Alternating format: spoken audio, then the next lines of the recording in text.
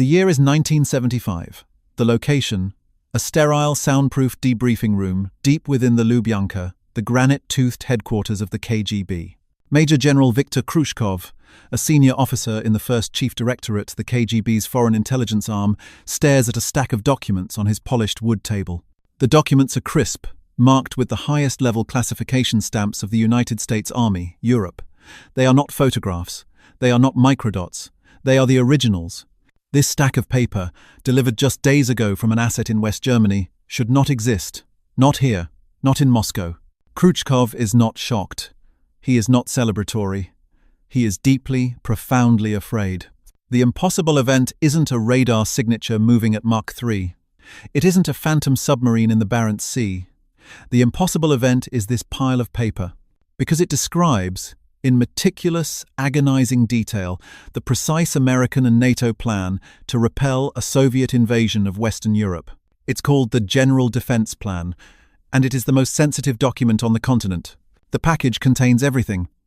The exact locations where NATO's nuclear-tipped artillery shells are stored, the mobilization timetables for the US 8th Infantry Division, the fallback positions, the resupply routes, the classified radio frequencies, and the contingency plans for a chemical weapons exchange. It is the complete operational blueprint for World War III. And it was delivered by a low-level Hungarian agent who claimed he got it from a new source, a man the file refers to simply by his new codename, Bon.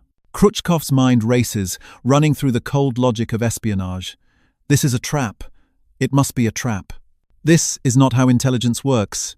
You get a page here, a paragraph there, a blurry photograph of a new tank tread, a rumor from a drunken embassy attaché. You don't get the entire war plan handed to you in a single, neat package. The CIA, the Americans, they are not this stupid. They are not this clumsy. This is a deception, a dangle, a fantastically elaborate piece of disinformation designed to do what? To trick the Warsaw Pact into massing its forces in the wrong place? To make them believe the Fulda Gap was the only vector of attack, while the real offensive would come from the north? The general calls in his top analysts, men who have spent their lives dissecting American military doctrine. They are pale, chain-smoking, and suspicious. They lock themselves away for 72 hours. The room is thick with acrid smoke and the smell of stale coffee. Their verdict is even more terrifying than the package itself. It's real. Every detail, every procedure, every notation. It matches perfectly with the fragmented, hard-won intelligence they had spent the last 2 decades collecting from a dozen other, less valuable spies. The call signs are correct. The unit designations are flawless. The technical specifications for the new M1 tank, which they had barely heard rumors of, are laid out. This is not a deception. This is a hemorrhage. The impossible event is not that the Americans are planning a brilliant trick. The impossible event is that, somewhere in the heart of the US Army's European command, a phantom exists, a ghost who has access to everything. This revelation paralyzes the First Directorate. The panic is immediate, but it is a cold, quiet panic. The immediate reaction is not triumph. It is a frantic, paranoid investigation not of the Americans, but of themselves. A committee is formed. It is given a bland, bureaucratic name, the Special Commission for Information Analysis, but its true purpose is singular. Find the trap. Assume it is false. Khrushchev orders them. Assume Bonn is a CIA plant. Assume the documents are poison. Prove it. They can't. They run simulations. If the Warsaw Pact attacks using the vulnerabilities outlined in this plan, what happens? The models all say the same thing: overwhelming victory.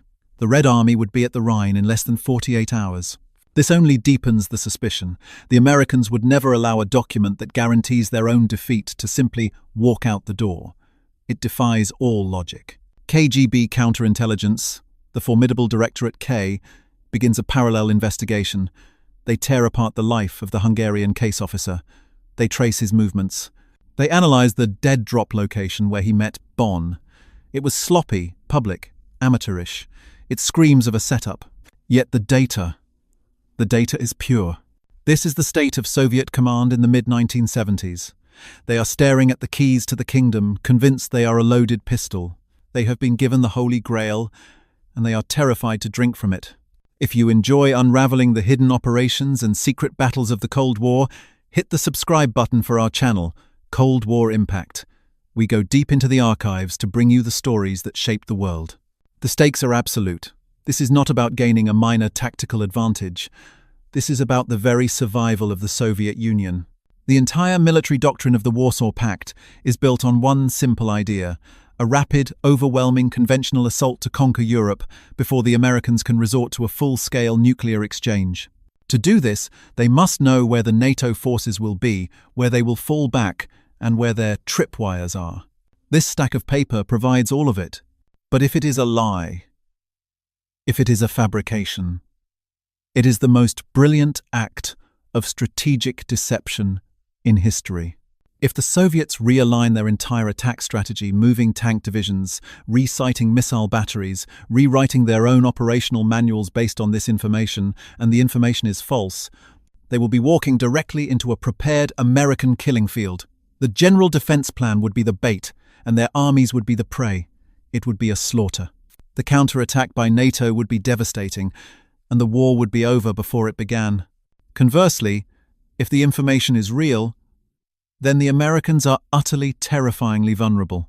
It means the US Army in Europe is a hollow shell, its most vital secrets being siphoned off by a single, unknown source. But this presents its own terror. If this Bonn is real, what kind of system creates him? Is the American military so decadent, so lax, so poorly managed that a sergeant the Hungarians implied he was a non-commissioned officer can simply check out the plans for World War III as if it were a library book? This thought is almost more frightening.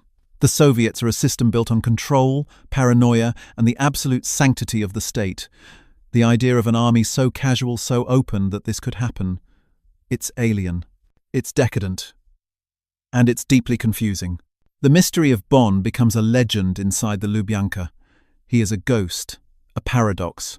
He is either the single greatest asset the KGB has ever known, or he is the trigger for its ultimate destruction. And for years, the most powerful intelligence agency on Earth can do nothing but watch the packages arrive, each one more detailed, more damning, and more terrifying than the last. They are drowning in perfect intelligence and dying of paranoia. The arrival of a Bonn package became a ritual of dread. It did not come through the polished diplomatic channels of the Washington embassy. It came up from the mud, from the low-level, barely trusted Hungarian military intelligence service. The Hungarians, in turn, claimed their asset, Bonn, was a low-ranking American NCO, a sergeant. This, to the KGB, was the first and most glaring red flag. The GRU Soviet military intelligence was the first to formally protest. Their analysts, men who specialized in the American order of battle, were apoplectic. A sergeant? One GRU colonel raged in a memorandum to the Special Commission. "You are telling us a sergeant has access to the entire NATO nuclear targeting annex? He has the launch authentication codes for the 8th Infantry Division. He has the contingency plans for the Supreme Allied Commander, Europe." It was impossible. The Soviet system was pathologically hierarchical. A sergeant in the Red Army was trusted to count boots and distribute rations. He would never be in the same building as a document of this magnitude. This was the first wrong conclusion. The source must be a fabrication. The KGB's Directorate K, the counterintelligence hounds, tore into the Hungarian service. They put surveillance teams on the case officers. They bugged their safe houses in East Berlin. They were convinced the Hungarians were being played by the CIA, or worse, were working for the CIA. They were being used as a pipeline for poisoned intelligence. But the Hungarians were clean. They were just as baffled and just as terrified as Moscow. They were simply the mailmen, and they were desperate for the KGB to believe them. This led the Soviet scramble into a second, more dangerous phase. If the source wasn't a fabrication, what was it? The Special Commission, under General Khrushchev, spun out a dozen new theories. Each one was more baroque and paranoid than the last. The most popular theory, championed by the old guard of the Second Chief Directorate, was the Grand Deception. The Americans are not fools. One analyst wrote in a now declassified report, "They are masters of capitalist theatre. They are showing us a weak, undefended front. They are inviting us to attack. They have learned our own maskirovka and are using it against us." This theory held that the General Defense Plan was a fake, a legend, a script. The Americans, this theory went, had created an entirely fictitious set of war plans, complete with thousands of pages of supporting documents, call signs, and technical specifications. They had then created a leaky system, knowing a disgruntled soldier would eventually sell it to the Eastern Bloc. The goal? To make the Red Army leadership believe a conventional attack would be a simple walkover. They want us to mass our tank divisions in the Fulda Gap, the analyst continued, and when we do, they will be waiting. Not with the units listed in these documents, but with 3 new army groups hidden in the forests of Bavaria, armed with a new weapon. They will encircle and annihilate us. These documents are the cheese, and the Fulda Gap is the trap. This theory was terrifying. It was also, from a paranoid Soviet perspective, completely logical. It was exactly what they would do. As a result, the Bonn material was treated like a radioactive contaminant. The GRU was forbidden from incorporating it into their primary attack plans. Instead, they were ordered to create 2 sets of plans. Plan A, which used their old hard-won intelligence, and Plan B, a contingency plan based on the Bonn data. This doubled their workload and sowed chaos in their command structure. Frontline generals were given conflicting intelligence briefs. Does the American 11th Armored Cavalry Regiment patrol this sector, as Bonn claims, or is it a trap? The legend of Bonn grew.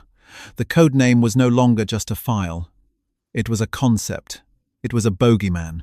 Inside the Lubyanka, analysts spoke of Bonn logic, a kind of paradoxical thinking where perfect information was inherently suspect and a lack of information was comforting.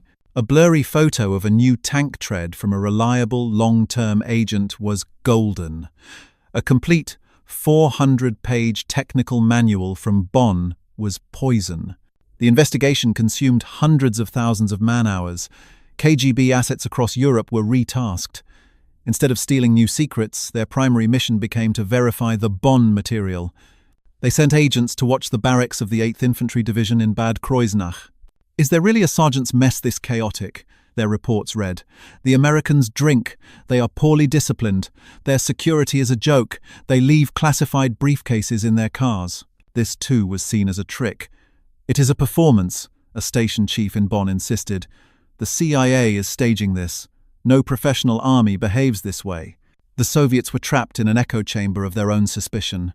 They were a system built on the belief that everyone was lying all the time.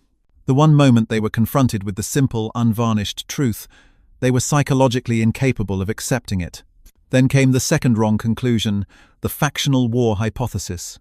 This theory was even more complex. What if Bonn wasn't a CIA plot against the KGB, but a plot by one part of the American government against another? Perhaps a cabal of peaceniks in the Pentagon was deliberately leaking the plans to the Soviets to prevent a war, to show that NATO was too weak, and to force a political negotiation. Or, conversely, perhaps it was a cabal of hardliners. Maybe General Alexander Haig, the bellicose Supreme Allied Commander himself, was leaking the plans. Why? To provoke the Soviets. To show them how vulnerable America was, to trick them into a preemptive strike that he could then use as a pretext to launch his real attack and start World War III. This theory was favored by the party ideologues. It painted the West as decadent, fractured, and collapsing under the weight of its own internal contradictions. It was pure Marxist-Leninist dogma. But it didn't help the generals. I don't care why they are giving it to us. A GRU commander finally snapped at the Special Commission. I just need to know one thing. If my tanks cross the border at 0400, are the American nuclear artillery shells at this grid reference, as Bonn claims, or not? The Commission had no answer. For almost a decade, this continued. The pile of Bonn material grew from a stack of paper to an entire library. The Soviets now had the complete inventory and location of NATO's 3,000 tactical nuclear warheads, the authentication codes and launch procedures for the Pershing missile system, the US Army's Operations Order 50-73, the literal script for the first 72 hours of the war, technical manuals for the new M1 Abrams tank, the AH-64 Apache helicopter, and the F-15 and F-16 fighter jets. Most of these were pre-production documents. The complete electronic warfare order of battle detailing every US listening post, radar station, and jamming frequency in Europe. It was the single greatest intelligence coup in human history, and it was utterly, completely useless. The Red Army, paralyzed by paranoia, refused to trust it.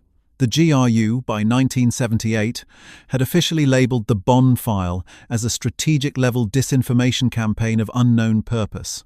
They built their war plans around it. They assumed the Fulda Gap was a trap. They rerouted their primary invasion thrusts to the north, through the less hospitable North German plain, adding hundreds of kilometres and logistical nightmares to their attack. They were convinced they were outsmarting the Americans. They were convinced they had seen through the grand deception. They had no idea. They had no idea that the Phantom wasn't a CIA mastermind. It wasn't a rogue general. It wasn't a sophisticated plot. The Phantom was a disgruntled supply sergeant in a motor pool. The greatest mystery of the Cold War wasn't a riddle wrapped in a mystery inside an enigma. It was a failure of basic paperwork. While the KGB and GRU tore their hair out in Moscow, hunting for phantom CIA plots and non-existent grand deceptions, life in Bad Kreuznach, West Germany, was mundane. It was the 1970s. The US Army, Europe, was a peacetime force. It was a sprawling, bureaucratic organization holding the line against a potential Soviet invasion.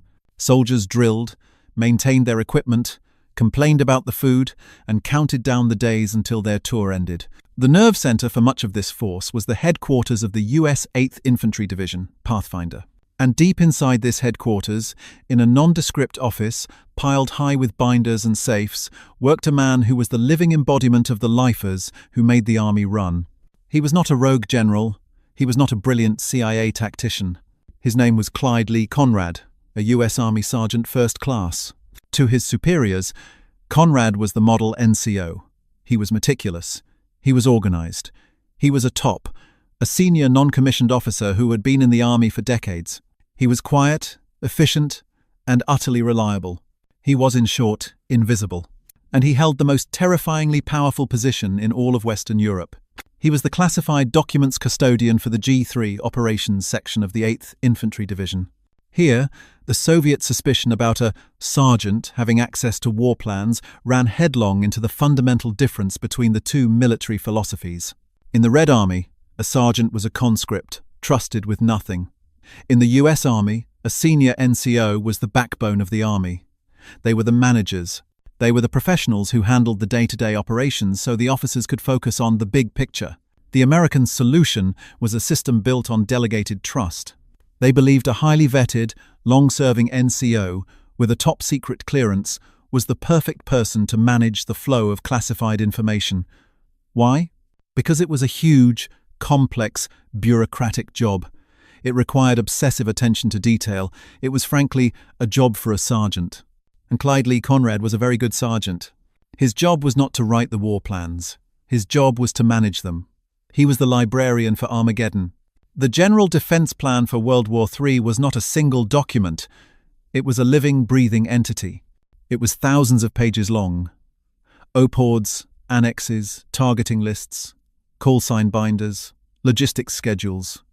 And it was updated constantly. When a new radio frequency was assigned, when a unit was moved, when a new type of artillery shell arrived in storage, the plan had to be updated. Someone had to physically take the old pages out of the massive 3-ring binders and insert the new ones. That someone was Sergeant Conrad. The ingenuity that the Soviets were searching for in Langley, Virginia, was actually the banal, trusted procedure of a records room in West Germany. Conrad's method was not a high-tech mission, impossible heist. It was an administrative procedure. He didn't need to pick locks. He had the keys to the vault. He didn't need to bypass alarms. He was the one who set them. He didn't need to forge a pass. His signature was the only one that mattered. The secret American project that was baffling the Soviets wasn't a stealth plane or a phantom sub. It was Sergeant Conrad's oversized briefcase. Every few weeks, Conrad would sign out a volume of the General Defense Plan. The sign-out sheet would read, "Routine Update," or "Consolidation of Annex C." No one questioned it. It was his job. He would walk out of the headquarters, get into his car, and drive to a pre-arranged meeting with his Hungarian handlers. There, the handlers, often led by a man named Zoltán Szabo, would take the binders. They were not spies in the classic sense. They were technicians. They would take the documents to a safe house and, using a high-speed, purpose-built camera rig, photograph every single page. This was the source of the impossible intelligence. This was Bonn. It was not a fabrication. It was not a dangle. It was a photocopy. The handlers would work through the night, meticulously copying thousands of pages. The sheer volume was staggering. They photographed the entire war plan for NATO's Central Front. They captured the nuclear first strike list, the exact locations of all 1,500 of NATO's tactical nuclear warheads, from artillery shells to short-range Lance missiles. The General Defense Plan, GDP, the complete, step-by-step operational plan for how NATO would fight and lose a conventional war against the Warsaw Pact, including the precise fallback positions, demolition targets, bridges, tunnels, and timetables. The Reforger contingencies, the top-secret plans for flying hundreds of thousands of American reinforcements into Europe, including the airfields they would land at and the supply depots they would draw from. The SIOP, Single Integrated Operational Plan, portions of the sacred US plan for all-out nuclear war, including targeting data for Eastern Europe. Technical manuals, pre-release documents for the M1 tank, the F-15 fighter, and the stealth F-117, long before the world knew it existed. In the morning, the handlers would return the original binders to Conrad. He would drive back to the 8th Infantry headquarters, return the documents to the vault, and sign them back in. No one was the wiser. This is the American dominance theme, twisted into a horrifying vulnerability. The American military-industrial complex produced such a perfect, detailed, and overwhelming volume of information that its enemies were psychologically incapable of believing it was real. The Soviets were hunting for a ghost. They were hunting for a systemic, strategic-level plot. They never dreamed they were just hunting for a greedy man. Conrad was not an ideologue. He was not a communist. He was a capitalist. He was being paid. The Hungarians, and by extension the KGB, were not getting a summary, or a rumor, or an analysis. They were getting the source code for the entire American military in Europe. For nearly a decade, Clyde Lee Conrad Bonn operated with impunity. He was promoted. He was praised for his meticulous records. He was the perfect, invisible NCO. While Moscow analysts debated the grand deception, the real deception was a quiet sergeant, with a key to a safe, driving home with the plans for World War III in his passenger seat. The Bonn file remained a paradox in Moscow for more than a decade. The material was meticulously catalogued, cross-referenced, and locked away. The GRU continued to operate on its Plan A, treating the entire Bonn archive as a magnificent poisoned apple. The special commissions were eventually disbanded, their final reports concluding that the source was unverifiable and operationally compromised. The mystery was never solved. It simply festered. Then, in 1988, the confrontation finally came. It did not come from a brilliant KGB analyst or a smoking gun satellite photo. It came, as these things so often do, from a different, unrelated thread. A disgruntled former US Army soldier, a man named Roderick Ramsey, walked into a US embassy and confessed. He had been a minor part of a different Hungarian-run spy ring, and in a plea for leniency, he started naming names. He named the Hungarian handlers he knew, including the master technician, Zoltán Szabo, American and West German counterintelligence, who for years had been quietly aware of some kind of hemorrhage but could never find its source, suddenly had a lead. They rolled up Szabo, and Szabo, facing a lifetime in a West German prison, sang. He told them everything. He told them about the high-speed cameras, the safe houses, the dead drops, and he gave them the code name of the man at the center of it all, the man he had been meeting in diners and parking lots for 14 years, the man he knew as Bonn, Sergeant First Class Clyde Lee Conrad. On the 23rd of August 1988, West German police, in coordination with the US Army's Criminal Investigation Command, arrested Conrad. The ghost who had haunted the halls of the Lubyanka and the GRU for over a decade was not a phantom. He was a 50-year-old NCO, a lifer, who was finally, quietly, taken into custody. The shock moment was not for the West. The West was stunned by the breach, but the true shock, the soul, crushing, systemic, existential shock, was for the Soviets. The KGB's first chief directorate was rocked to its foundations. The news of Conrad's arrest, which was quickly leaked, was the final, brutal answer to their decade-long mystery. It wasn't a trap. It wasn't a grand deception. It wasn't a factional war inside the Pentagon. It wasn't a CIA plot to feed them Maskarovka. It was just a sergeant. A single, greedy man who wanted money to buy gold, sports cars, and a nice house. The entire, elaborate architecture of paranoia that the KGB and GRU had built, all of it, was a fantasy. General Khrushchev and the men who had served on those special commissions were confronted with the most terrifying truth of all. The Bonn data had been 100% accurate. Every page, every warhead location, every nuclear launch code, every technical manual. It was all real. This was the true shock.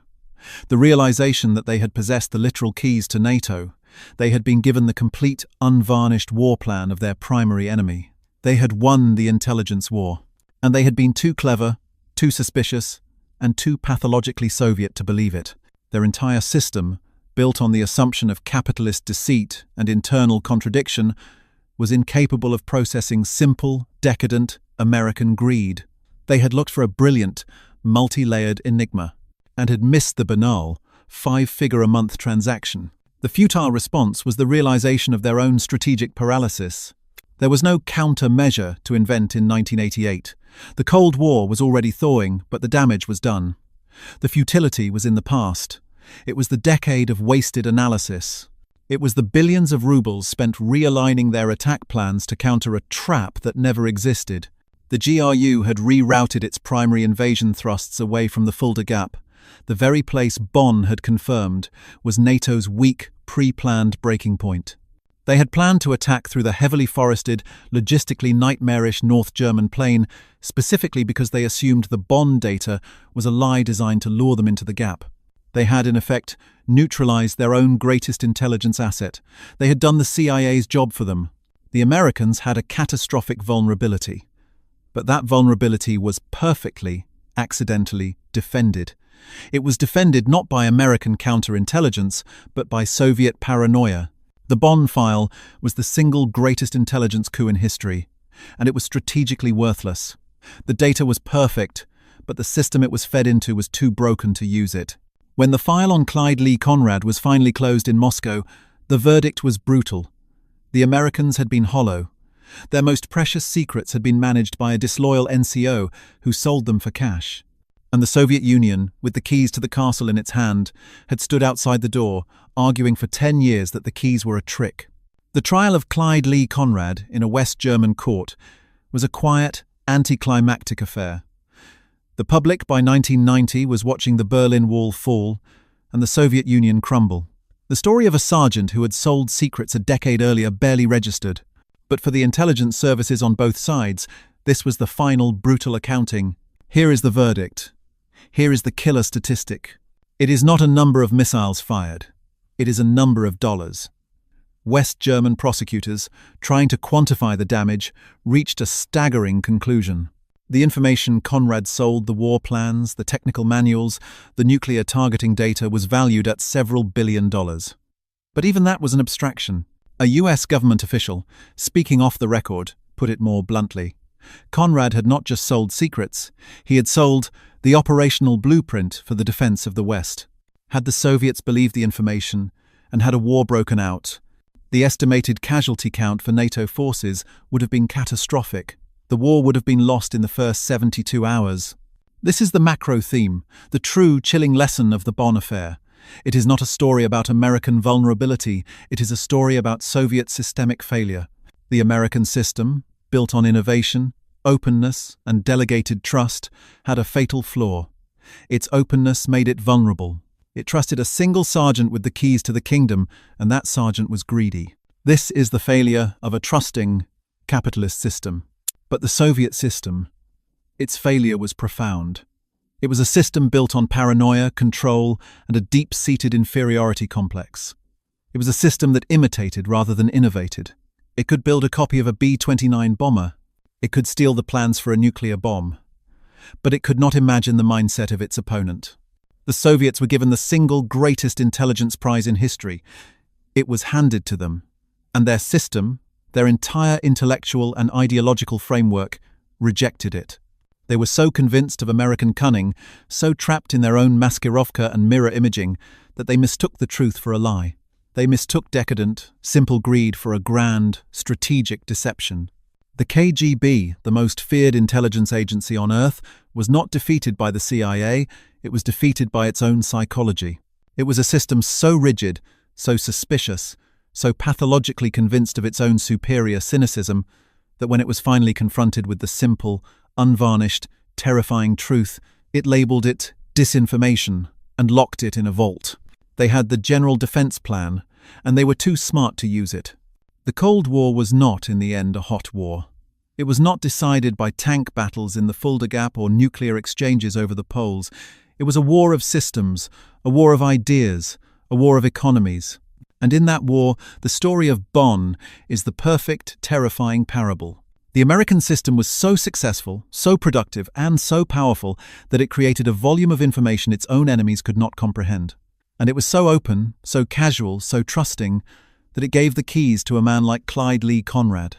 The Soviet system was so brittle, so paranoid, and so broken that it was given the keys to victory and convinced itself they were a bomb. One sergeant, in a nondescript office in West Germany, became the ultimate field test. He held a mirror up to both superpowers. In the American reflection, he revealed a terrifying, decadent vulnerability. But in the Soviet reflection, he revealed a fatal, systemic paralysis. The Americans could have lost the war. The Soviets, they proved they were incapable of winning it.